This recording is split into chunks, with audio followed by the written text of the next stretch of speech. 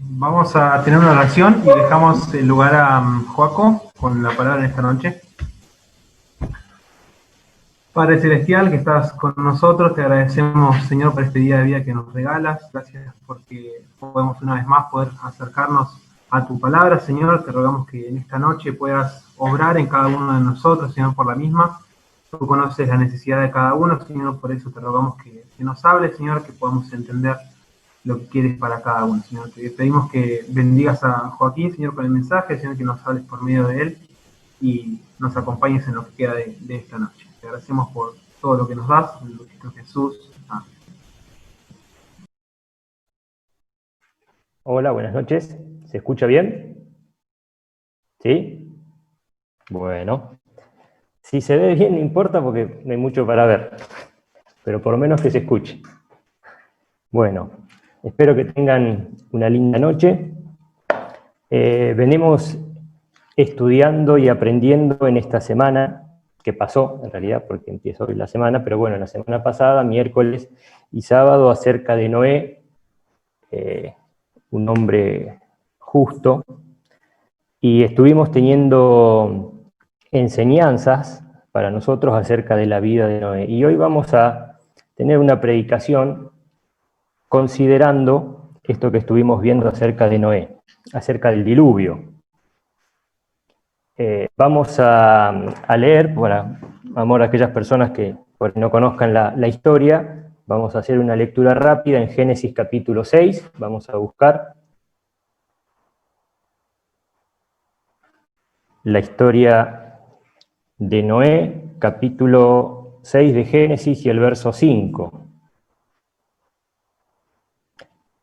Dice el verso 5, y vio Jehová que la maldad de los hombres era mucha en la tierra, y que todo designio de los pensamientos del corazón de ellos era de continuo solamente el mal.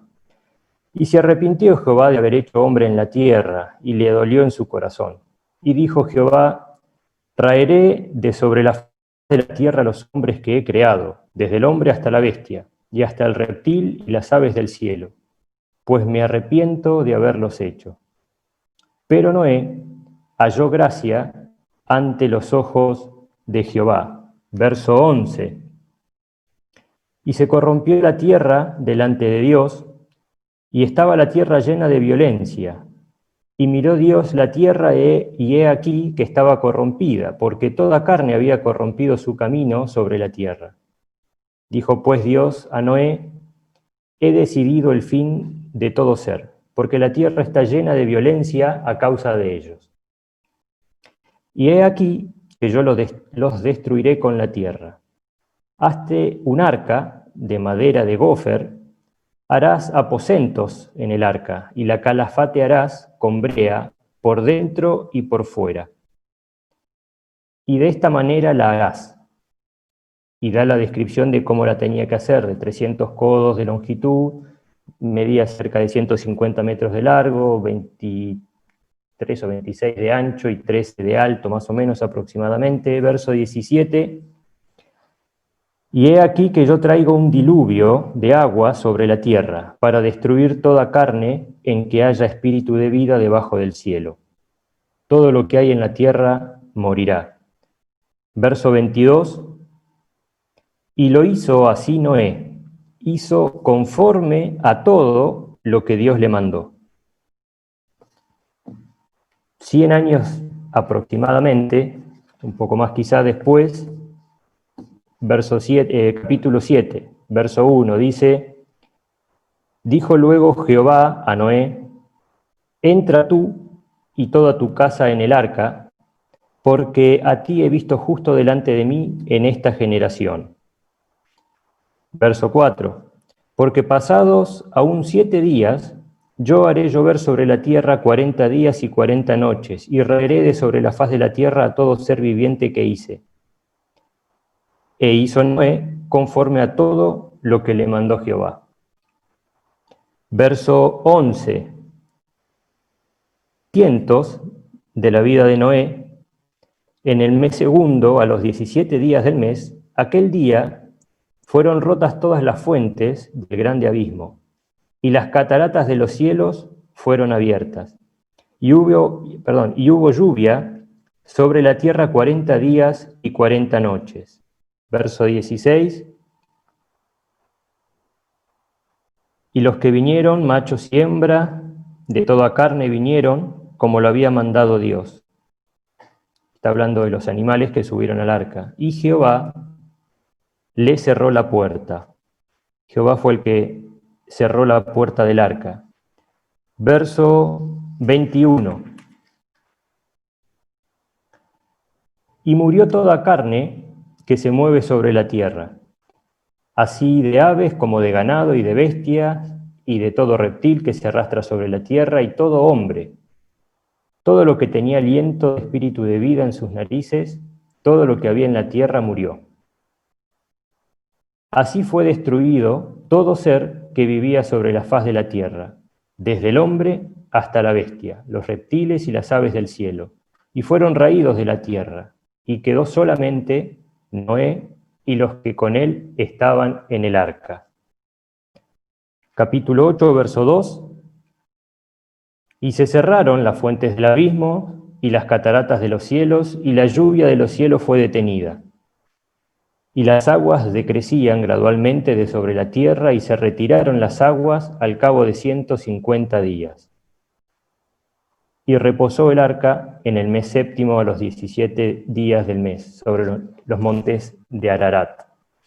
Esta es la historia rápida acerca del diluvio, desde que Dios mira al hombre y ve la completa maldad, que no había nadie salvo Noé que lo buscara, y decide este juicio, hasta que el arca ya baja y queda encallada en los montes Ararat. Pero vamos a buscar ahora en el Nuevo Testamento, para complementar o completar también la historia, Hebreos capítulo 11. Son textos que ya estuvimos leyendo,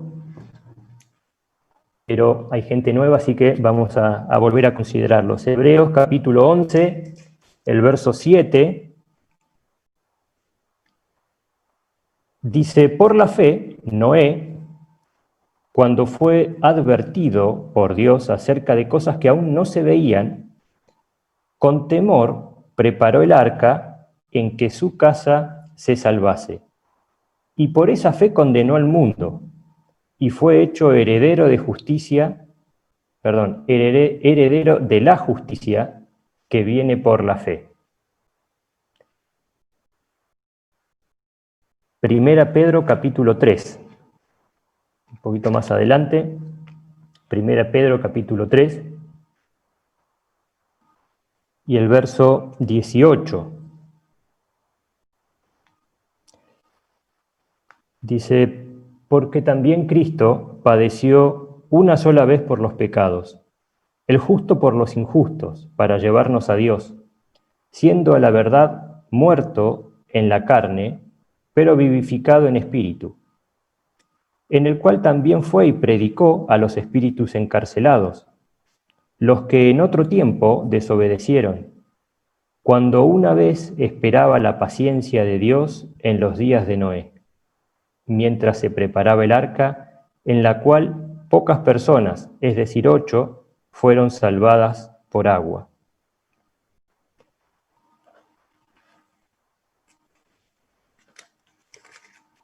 Vamos a buscar ahora en Lucas capítulo 17, este último texto, si bien hay algunos otros, pero vamos a considerar este. Lucas capítulo 17, el verso 26. Dice así: como en los días de Noé, así también será en los días del Hijo del Hombre. Comían, bebían, se casaban y se daban en casamiento, hasta el día en que entró Noé en el arca, y vino el diluvio y los destruyó a todos. Hasta aquí la lectura por el momento. Hicimos el recorrido de Noé y del diluvio, y complementamos con estas otras lecturas que nos hablan de Noé, de cómo fue advertido por Dios acerca, dice, de cosas que aún no se veían. Por eso la fe de Noé, lo que Dios le dijo a Noé era algo casi irracional para el momento en el que estaban viviendo, era una locura. Y considerando esta historia de Noé y del diluvio, dentro de esta historia está escondido el Evangelio, el mensaje que Dios tiene para el hombre, que Dios tiene para nosotros, esta buena noticia, porque Evangelio significa eso, buena noticia, una buena noticia de parte de Dios para el hombre. ¿Cuál es la buena noticia que Dios nos da a nosotros, a todos los hombres? ¿Y por qué la historia de Noé tiene que ver con esto, si estamos hablando de un diluvio y la casi extinción del ser humano? Bueno, dice Romanos 5:8, yo se lo leo, no lo busquen, dice: mas Dios muestra su amor para con nosotros, para con el hombre, en que siendo aún pecadores, Cristo murió por nosotros. Dice el verso 9, pues mucho más estando ya justificados por su sangre, por él seremos salvos de la ira. Dice que Dios muestra el amor para con cada uno de nosotros, en que siendo pecadores, el Señor Jesucristo, su Hijo, vino a morir por cada uno de nosotros. Y que cada uno de nosotros somos pecadores, no digo que está de más decirlo, pero nuestra propia conciencia es la primera que nos indica de que somos pecadores, de que tenemos cosas que hicimos mal, que quizás volveríamos para atrás y no las haríamos. La palabra nos lo dice, que todos somos pecadores, que no hay uno justo, pero creo que nuestra conciencia es el testigo clave y principal que nos dice a cada uno de nosotros: vos tenés cosas que, si salen a la luz, si se cuentan en público, cosas de las que no nos enorgullecemos. Por eso nuestra conciencia nos declara que somos pecadores. Pero Dios, aún en esa condición de pecadores, envió a su Hijo para salvarnos, para rescatarnos. Esta es la buena noticia. Como también era una buena noticia allá en la historia de Noé, en la época de Noé. Y vamos a considerar algunos puntos de esta historia del diluvio con el Evangelio, con la buena noticia de Dios para con nosotros. En primer lugar, o el primer punto en común, es el carácter del hombre. Vimos hace un ratito, estuvimos leyendo que a Dios le dolía el corazón por la maldad que había en el mundo. Se había arrepentido de haber creado al hombre. No sé, me imagino a Dios en la historia, ¿no? Poco tiempo después de haber creado al hombre, que ya se haya desviado de tal manera del propósito con el que Dios lo había creado. La maldad del hombre era mucha, abundaba por todos lados. Romanos capítulo 3, yo se lo leo, así no perdemos el tiempo, después usted lo puede buscar. Romanos 3:10 dice: como está escrito, no hay justo ni aun uno, no hay quien entienda, no hay quien busque a Dios. Esto no lo dijo Dios en la época de Noé, esto es ahora. Esto es el Nuevo Testamento. No hay quien busque a Dios.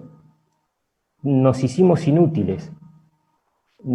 Tenemos todos pecados, somos pecadores y no servimos. No fue la idea con la que Dios nos creó. Entonces el carácter del hombre es el mismo en aquella época que el de hoy, en la actualidad. Hoy no habemos uno que sirva. No hay uno como la gente, podríamos decir. Este es el carácter del hombre. En segundo lugar, Otra coincidencia, que no es una coincidencia, porque en realidad son figuras o conceptos del Evangelio que están en la historia de Noé. La locura. ¿Qué es esto de la locura? En aquella época, hasta ese momento todavía no había llovido, no se conocía la lluvia. Ayer nos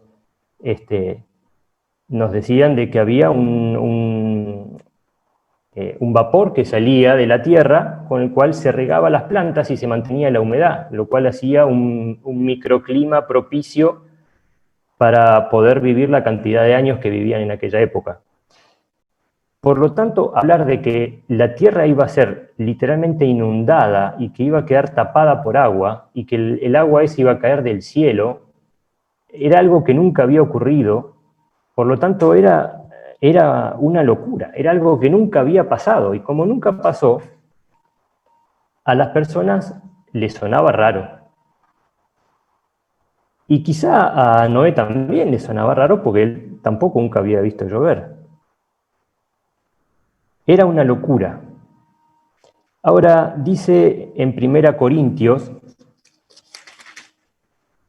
1:18, dice así: porque la palabra de la cruz, el Evangelio, es locura a los que se pierden, pero a los que se salvan, esto es, a nosotros, es poder de Dios.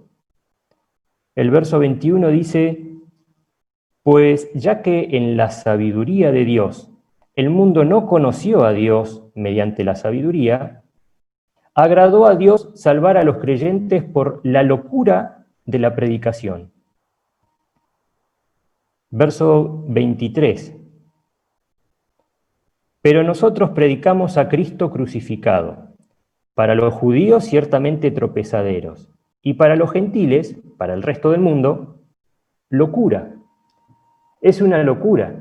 Lo que estamos predicando, lo que predica la iglesia, es una locura para el mundo. El mundo lo toma así. Es algo ilógico al razonamiento nuestro. Por eso dice que en la sabiduría de Dios eligió salvarnos por esta locura.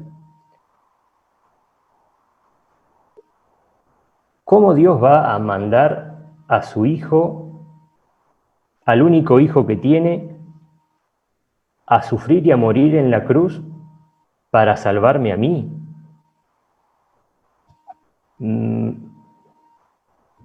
Demasiado lindo para creerlo, podemos decir. Me suena una locura.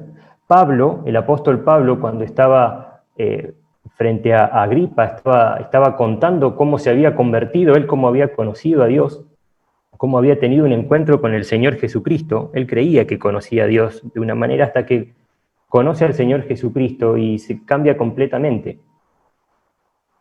Y él estaba contando su historia, y cuando habla de la resurrección, Festo se para y dice: Pablo, vos estás loco. Las muchas letras te volvieron loco, te pasaste de rosca, lo que está diciendo es una locura. Nadie vuelve de los muertos. Que Jesús resucitó, que murió y al tercer día volvió a vivir y apareció de nuevo, es una locura.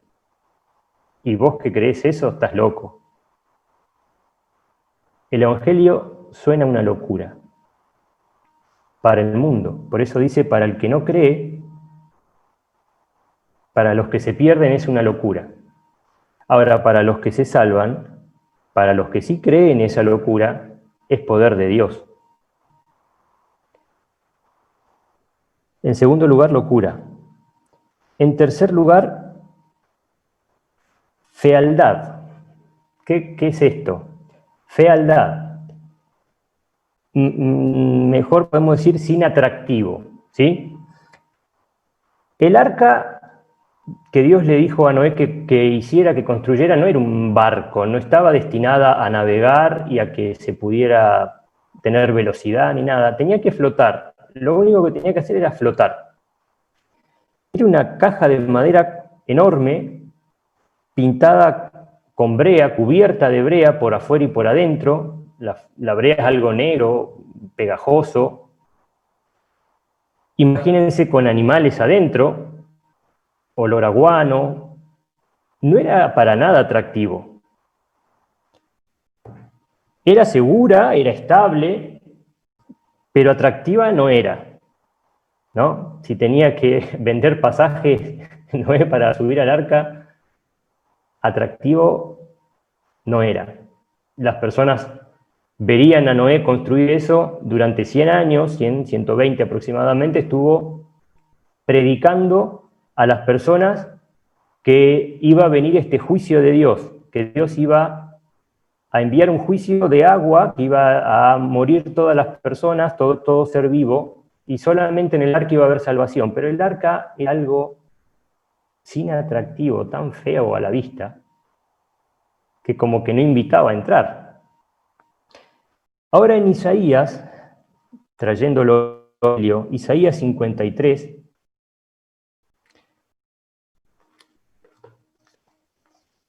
es una profecía sobre el Señor Jesucristo. Isaías 53, el verso 2 dice: subirá cual renuevo delante de él, y como raíz de tierra seca no hay parecer en él ni hermosura. Está hablando del Señor Jesús.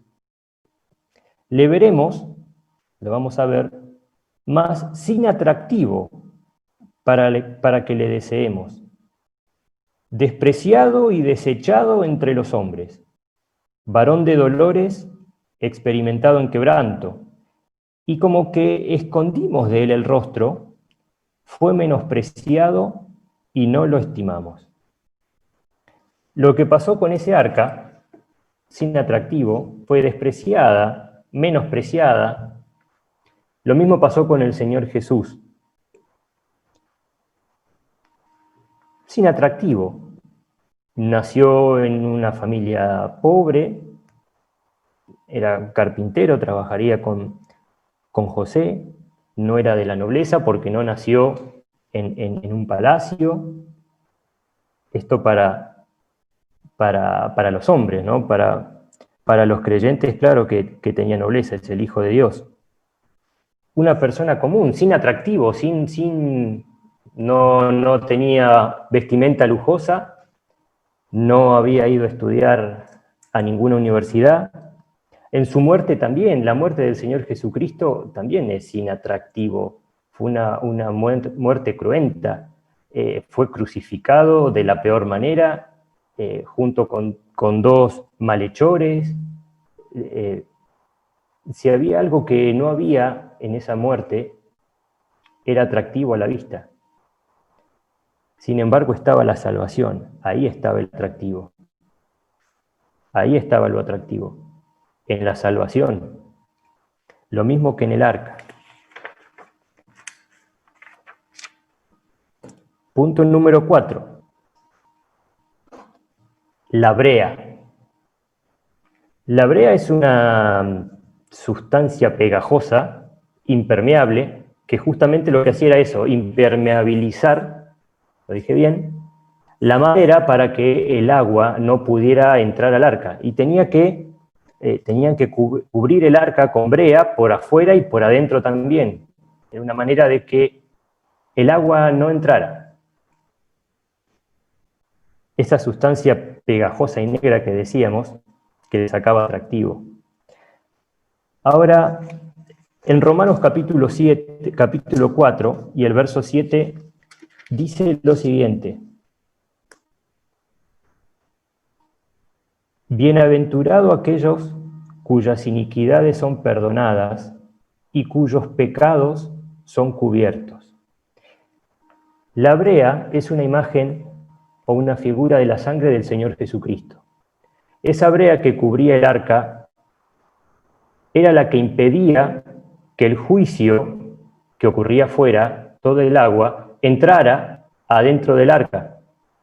Mantenía el juicio del lado de afuera y no permitía que entrara.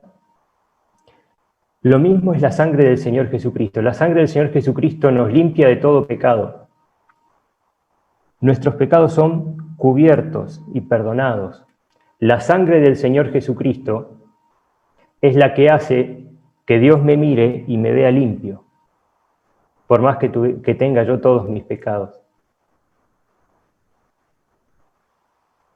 Dios es el que me perdonó. Dice 1 Juan 1:9 que si confesamos nuestros pecados, Él es fiel y justo para perdonar nuestros pecados y limpiarnos de nuestra maldad. Todos nuestros pecados son perdonados, porque si aún quedara uno solo, recibiríamos el juicio de Dios. Pero la sangre del Señor Jesucristo nos limpia de todos nuestros pecados. Ese juicio no entra ni siquiera un poquito. Ese juicio lo recibió Él, el Señor Jesús. Número 5.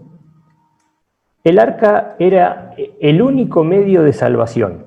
No había ninguna otra opción. No había la posibilidad de subir a una montaña alta y bueno, los que estén en la montaña, en la parte más alta, ahí se iban a salvar, o subir a un árbol, o encerrarse adentro de la casa y cerrar las ventanas. No sé, no había otra forma. No había otra arca. Había un solo medio, un único medio de salvación. Lo mismo pasa con el Evangelio. Nos dice que hay una única forma de salvarnos del juicio, un único medio. Hechos, capítulo 4, y el verso 31 dice lo siguiente.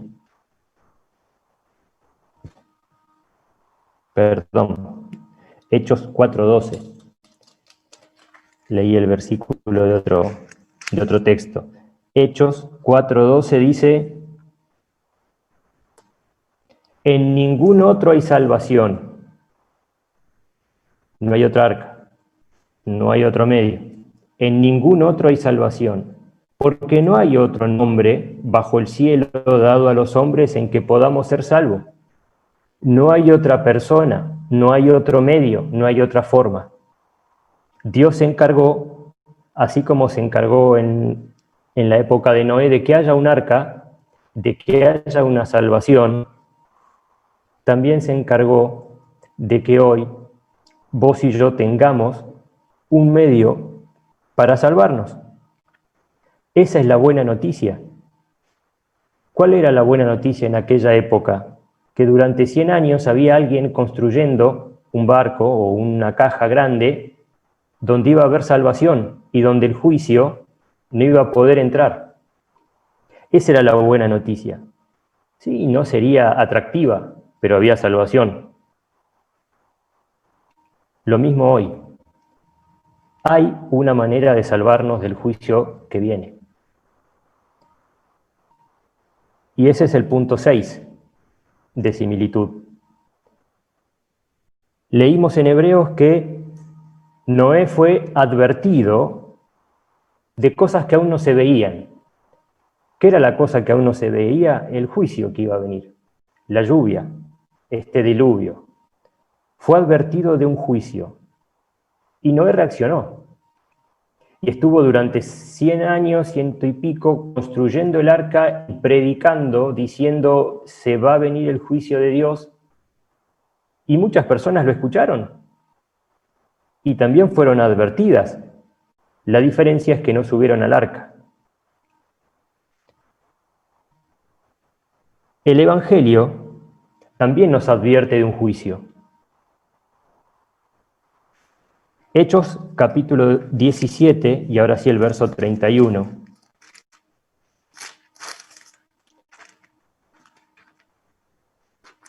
Dice lo siguiente: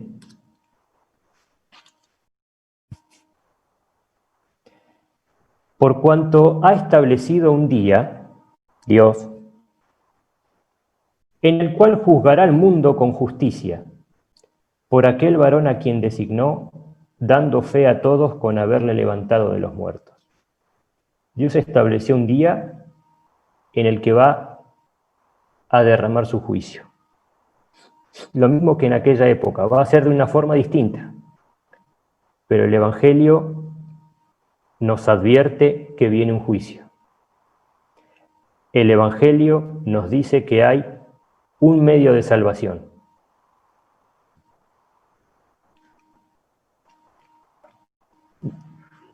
algo muy interesante que dice Romanos 2, y lo vamos a leer.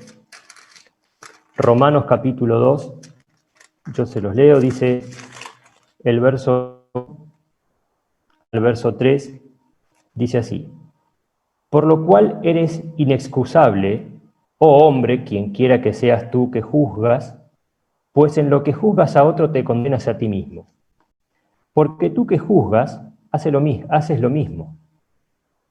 Mas sabemos que el juicio de Dios contra los que practican tales cosas es según verdad. Está hablando de la maldad del hombre. ¿Y piensas esto, oh hombre, tú que juzgas a los que tal hacen y haces lo mismo, que tú escaparás del juicio de Dios? Lo deja claro. Nos dice, parafraseando, ¿vos pensás que si no estás adentro del arca tenés posibilidad de salvarte? ¿A vos te parece que, no sé, agarrándote fuerte al árbol vas a poder pasar el juicio de Dios? No hay forma. Tenemos la evidencia de este juicio anterior. Dice que no quedó aliento de vida sobre la tierra. Solamente se salvaron los que estaban dentro del arca. Solamente. Séptima y última. Noé encontró gracia. Encontró gracia a través de la fe. Leímos que halló gracia delante de Dios, a los ojos de Dios. Y leímos también en Hebreos que por la fe Noé construyó ese arca, porque fue advertido de cosas que no veía. Esta gracia que encontró Noé, hoy Dios nos la ofrece a nosotros. El Evangelio es un evangelio de gracia. Gracia significa regalo inmerecido.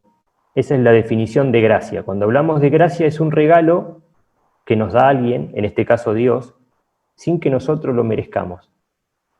Hoy nos está, por gracia, ofreciendo la salvación. ¿La salvación de qué? De un juicio que está por venir, en donde Dios va a castigar a cada uno según sus obras. Porque cada uno de nosotros somos pecadores. Pero no solamente manda el juicio, o va a enviar el juicio, sino que propició la manera, el medio para que nos salvemos. Todo aquel que quiera, todo aquel que escuche y le crea a Dios, todo aquel que entre en ese arca, todo aquel que le pida perdón a Dios y crea en el Señor Jesucristo. Efesios capítulo 2.